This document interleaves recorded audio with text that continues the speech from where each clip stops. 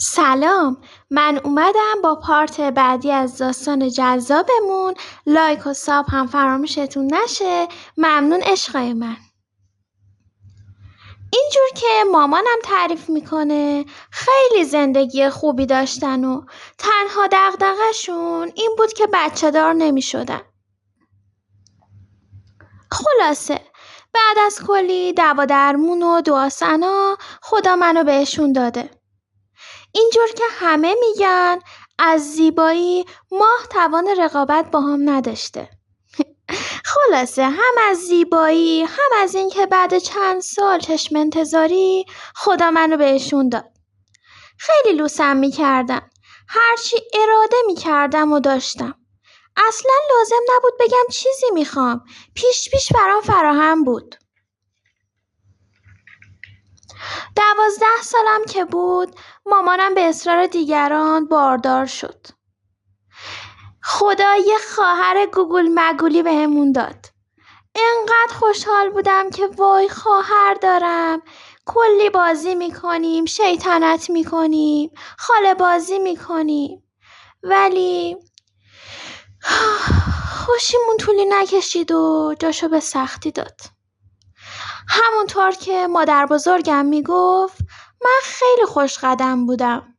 ولی متاسفانه همه میگفتن خواهرم اصلا خوش قدم نیست. از خوشیمون، تفریحاتمون روز به روز کمتر میشد.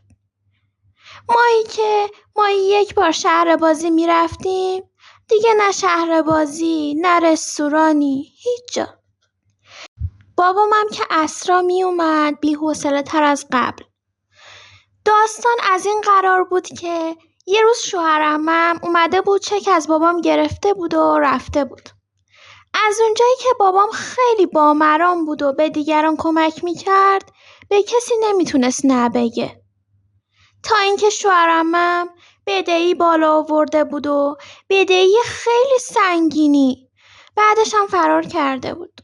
کل این بدهی افتاد به عهده بابای من. هر روز شرخر دم مغازه بابام بود. بابای من که مغازش اجاره بود و یه خونه داشتیم که برای خودمون بود. هر روز کلی دعوا داشتن.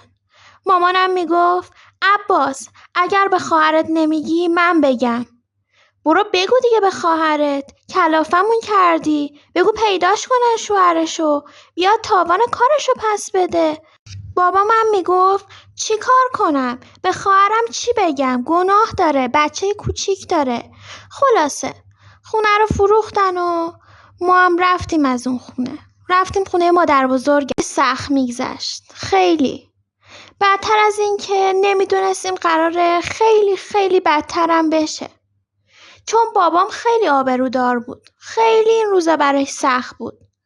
هر روز که میومد خونه مادر بزرگم حالش بدتر از قبل بود و برای ما هم تعریف نمیکرد. هرچی مامانم باش حرف میزد که بخندونتش از این حال و هوا درش بیاره بابامم اصلا انگار نه انگار. یه روز که داشت میرفت سر کار پشت فرمون سکته کرد و به رحمت خدا رفت. اون روز بدترین روز زندگیمون بود. فقط خونمون صدای ناله و زاری و شیون بود. هر کی از در می اومد بد و بیراه بار عمم می کرد. مامانم هم که نگم براتون. داد می زد، گریه می کرد. می گفت دیدید چی شد؟ شوهرم رو ازم گرفتین. تقصیر اون شوهر کلاهبردارته. ما باید زندگی می کردیم. چاره‌ای نداشتیم. خلاصه خواهر کوچیکترم که فقط 3 سالش بود هرچی دست دیگران میدید و میخواست. مامانم گفت اینجور که نمیشه، خیلی زندگی سخته، باید بریم همدان. من و مامانم و خواهرم رفتیم شهرستان مامانم اینا که بتونیم با پولی که داریم بریم یه خونه رهن کنیم. ولی خب حالا خونه رهن میکردیم، خرج و مخارجمون رو چجور تأمین میکردیم؟ خیلی روزای سختی بود. یه همسایه داشتیم اکرم خانوم، خیلی خیر بود. حواسش به همه بود. مامانم رفت پیشش و زندگیمون رو تعریف کرد براش. اکرم خانومم گفت قصه نخوری یا الان دم عیده، ما باید کلی سبزه بندازیم، آجیل تف بدیم، کلی کار هست.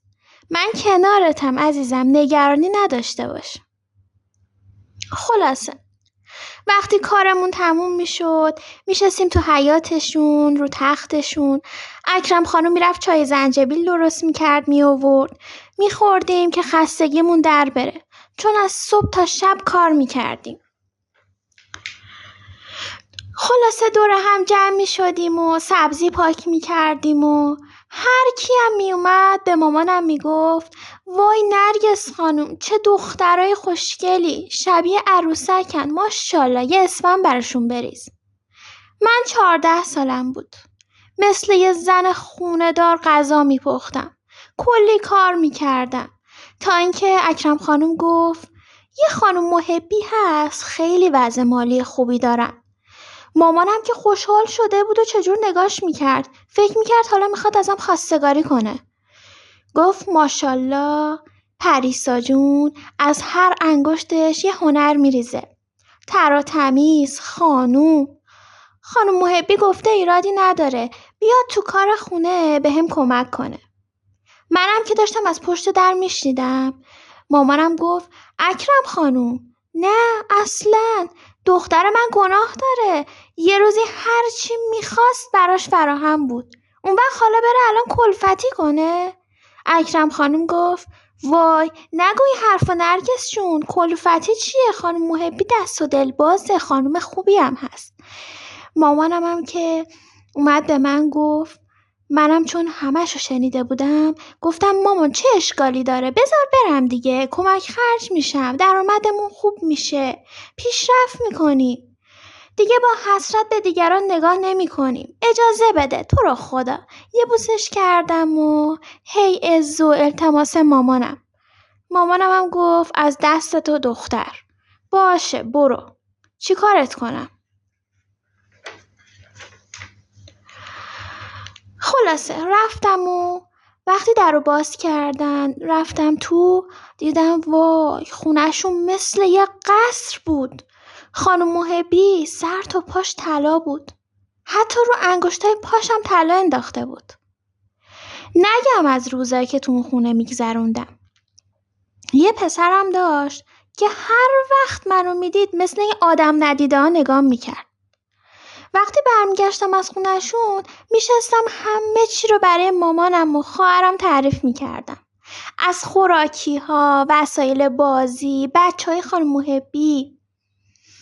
در یخچالشون رو که باز میکردم دلم میخواست بردارم و همه شو بخورم، ببینم اصلا چه مزه‌ایه. آخه یه میوه‌های عجیب غریبی بودن. یه روز که خانم محبی رفته بود بیرون، رفتم از یخچال یه میوه استوایی برداشتم که بخورم. با خودم گفتم این چیه دیگه، چرا شبیه اختاپوسه؟ چطور حالا پوست بکنم؟ داشتم پوست میکردم، در حال فکر کردن بودم که حالا چجوری پوستشو بکنم. یهو صدای پسرشون اومد، گفت بده من واسط پوست بکنم خوشگله. منم هول شدم، ترسیدم، گفتم میخواستم بیارم برای شما. اینم گفت چرا حالا خجالت میکشی، بیا با هم میخوریم.